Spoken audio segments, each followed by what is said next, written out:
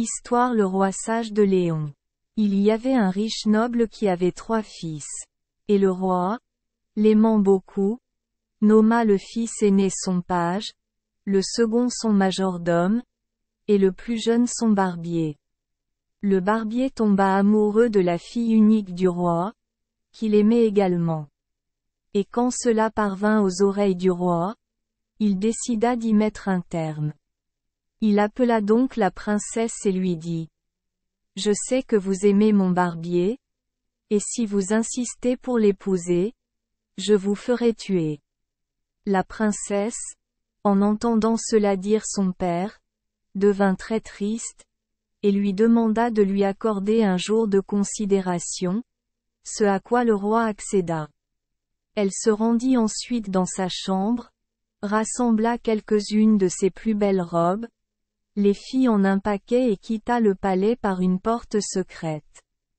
Pendant 7 jours et 7 nuits, la princesse marcha à travers la forêt, se nourrissant de fruits sauvages et de l'eau des ruisseaux.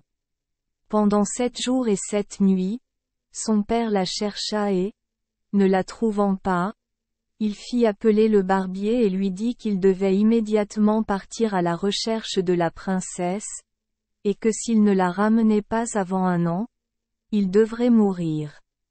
À la fin du 7e jour, la princesse était si fatiguée qu'elle ne pouvait continuer son voyage.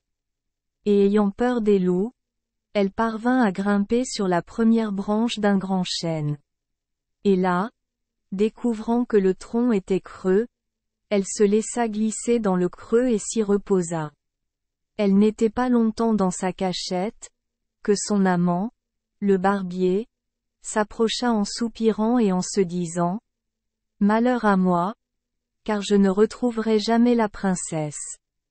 Il y a tant de charmantes demoiselles en Castille, et pourtant je dois tomber amoureux de la fille unique du roi. » La princesse, l'entendant parler, dit d'une voix déguisée: « Malheur à la fille du roi. Il y a tant de galants en Espagne, et pourtant elle doit tomber amoureuse du barbier de son père. » Le barbier fut très surpris d'entendre cette réplique juste. Mais il ne parvenait pas à savoir d'où venait cette voix. Il regarda partout, et enfin, somnolent, il se coucha sous le chêne où était cachée la princesse. En très peu de temps, le barbier s'endormit profondément. Et la princesse, l'entendant respirer lourdement, sortit de sa cachette, monta sur le cheval du barbier que le roi lui avait donné, et s'en alla avec le paquet d'habits du barbier, laissant le sien à la place. Après avoir chevauché à toute vitesse pendant quelques heures, elle descendit de cheval et, ouvrant le paquet du barbier, elle se déshabilla et enfila des vêtements masculins. Le lendemain, elle arriva au royaume de Léon, et elle monta à cheval au palais du roi et offrit ses services au roi comme barbier. Le roi, très frappé par l'allure majestueuse de l'étranger, accepta volontiers les services offerts. Lorsque le vrai barbier se réveilla et trouva son cheval et ses vêtements disparus, il fut très alarmé.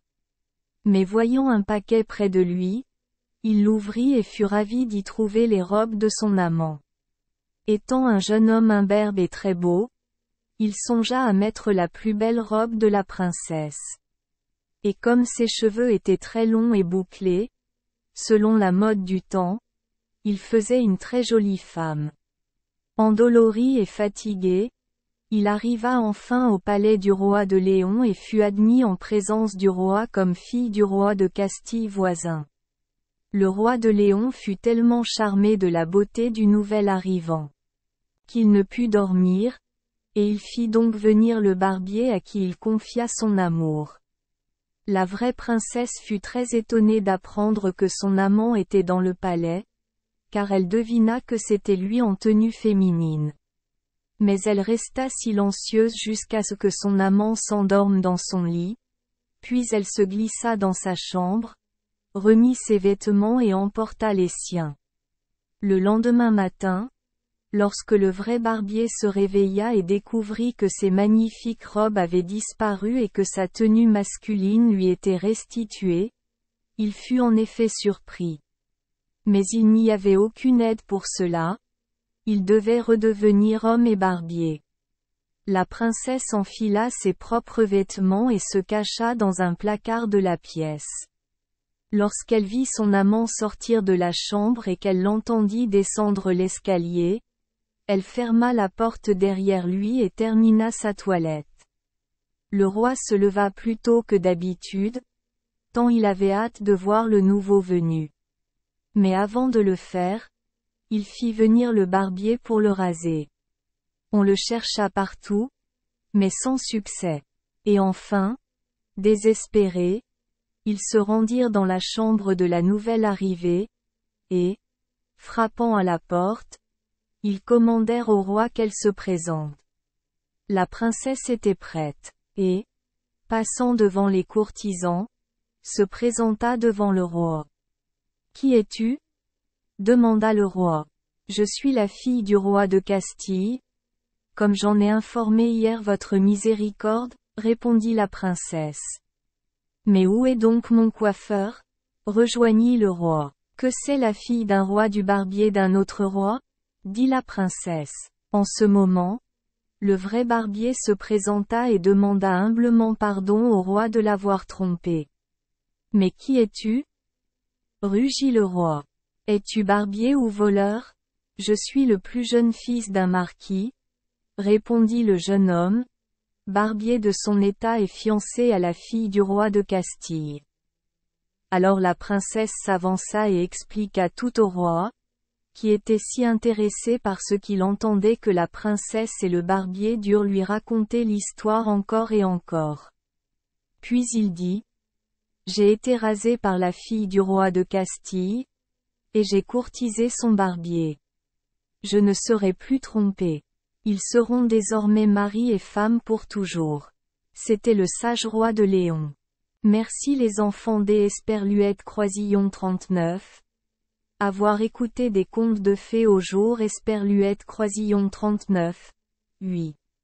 Espérons que les histoires apporteront aux enfants des moments heureux et significatifs. Si vous aimez notre chaîne, veuillez appuyer sur le bouton S Esperluette Croisillon 39. Abonner, pour ne manquer aucune histoire intéressante. Je vous souhaite une bonne nuit de sommeil et de beaux rêves. Rendez-vous dans la prochaine histoire.